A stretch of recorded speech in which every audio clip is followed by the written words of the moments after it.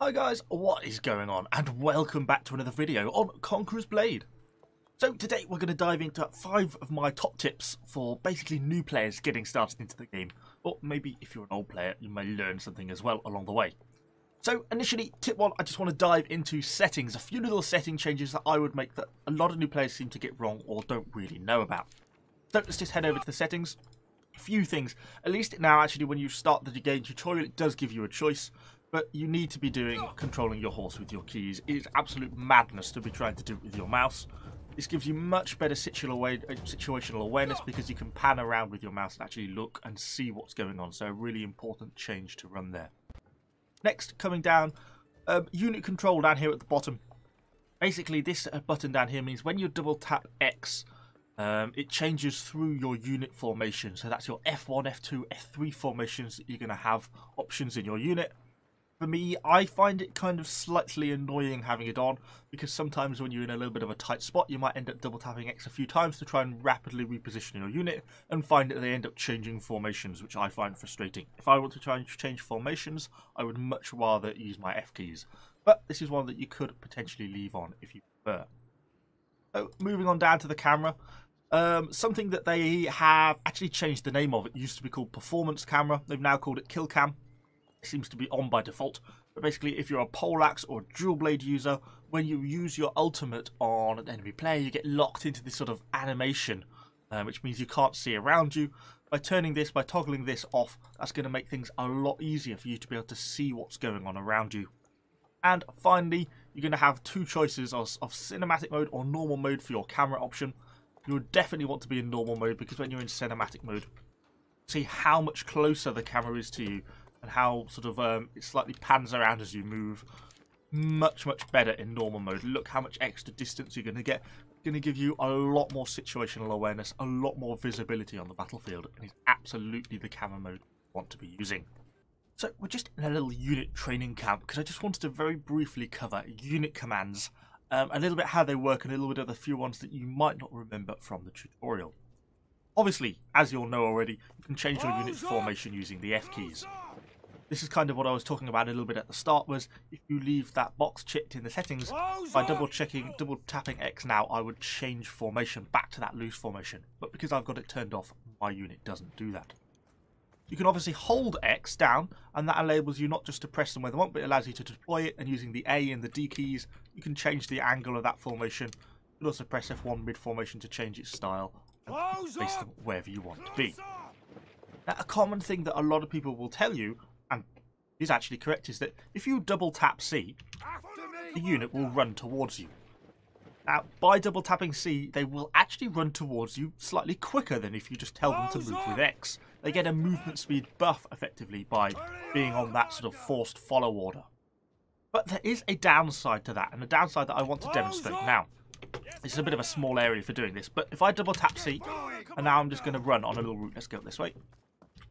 I've got the unit following me on double tap C, completing my route, round the side, and back down here. And you'll see the unit has pretty well fanned out across the entire map. They're kind of in a pretty loose formation, they're kind of scattered all over the place. But they get here in reasonable time. Now, a lot of people sort of say in my videos, why don't I use that very often? For me, as you kind of see how they scatter over the whole area, they hit a lot of obstacles, they get caught up on things, and they go into a very dispersed formation. Yes, you gain the movement speed, but for me, I prefer spinning round with X. Do lose some speed, but you gain a much tighter unit, which arrives as one complete cluster. And for me, that's more important to turn up slightly later with a lot of my unit than to turn up earlier, sort of in dribs and drabs.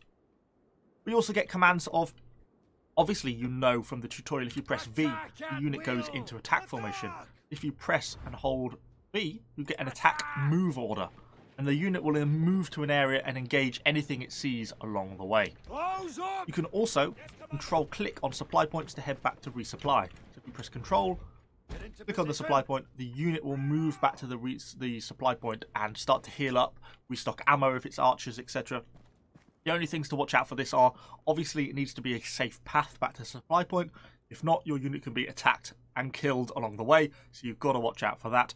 I also find that sometimes if you're in a very tight sort of siege battle, and there's a lot of turns and twists, sometimes the unit can get a little bit sort of caught up on some of the corners. A few stragglers might be a bit slow to reach their supply point. So you've got a real obvious eye and line of sight in the supply point. Sometimes I still just tend to press and hold X and control them there manually.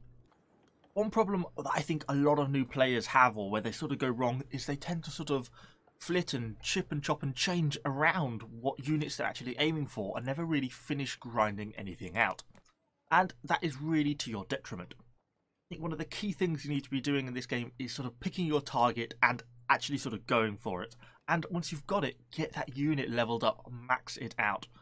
I'm not going to go through sort of all the key units that I recommend, but, you know, picking out key units like the Pike Militia here, maybe something like the Prefecture Guards or the Imperial Pikes, and then getting these units maxed out is really important.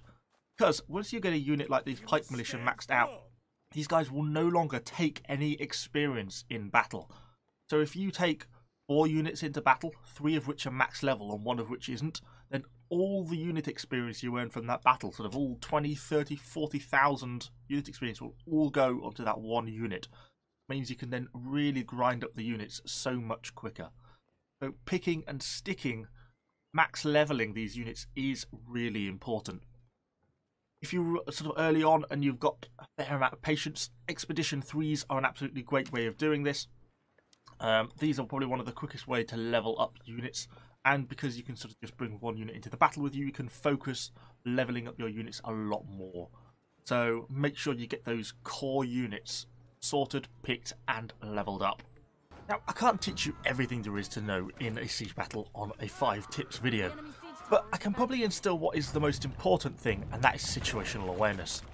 So for example, we're currently busy here fighting, and we don't actually notice that there's actually enemies on B point already. And look, they're climbing over the walls back here. And it's pretty hard to see on this little mini-map down at the bottom. If you press the Z key, then you're going to get a much more open tactical view. And you can see, actually, our other points are already under threat and that we need to move and adjust. This is one of the harder things to pick up, something I personally really struggle with. I'm such a prime candidate for getting real tunnel vision, really end up sort of focusing in and not paying attention to the wide enough picture, chasing down a unit of enemy archers, or trying to kill an enemy hero and forgetting that there's actually a whole bigger fight going on and that it's so important to defend these points on the battles. So situational awareness is one of the key elements, and it is much easier to get a grasp on the bigger picture by pressing that Z key. So my final tip is going to revolve around the seasons in Conqueror's Blade. Currently, as the time of recording this, we are currently in Season 5. This may vary depending on when you're actually watching this. It might be Season 6, 7 or maybe even 8 by the time you get round to this video. But assuming a similar format is still followed, there's some really key stuff you can get from the seasons. Firstly, and I've said this a lot, I say this in every video I end up really doing, the Battle Pass. Now, if you don't, I'm not suggesting you buy it. As a free player, there's some great stuff you can get from the Battle Pass. To basically level up, every time you do a battle, you're going to be earning this glory.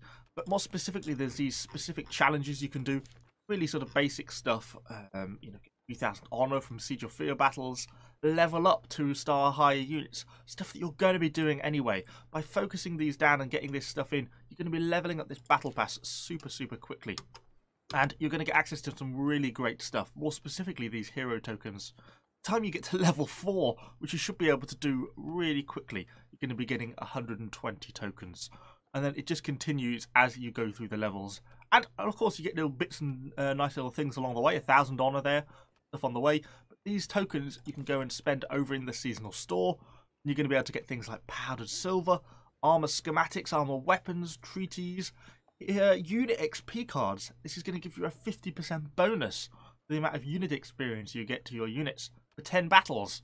Getting one of these and then grinding out those Expedition 3s to level up your units like we talked about earlier is a really great way to increase your rate of progress in the game. And these are super cheap for the amount of time it takes to get these hero tokens. So this is something that you absolutely should be doing.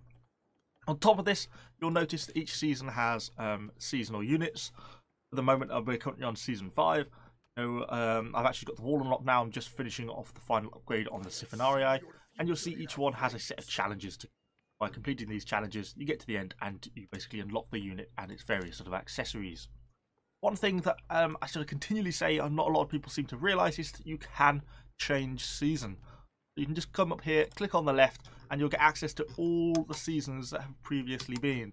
So say you want to unlock the Namkan archers, one of the best archers in the game at the moment, back from season 2. You can just click on it and here they are, and you'll see them kind of in the top left here. Then you can just complete the mission challenges to unlock these as a unit. You can access all of the old seasonal units, but to do the relevant challenges for them. So that's all I've got time for in today's video. Hopefully you found these sort of 5 tips helpful. I kind of tried to do a variety of sort of in-game stuff, in-battle stuff, and just sort of unit stuff, leveling stuff to try and sort of get you on your path to getting started. If you have any other questions, let me know in the comments down below. Or subscribe to the channel for lots more Conqueror's Blade content, and I shall see you guys all on the next video.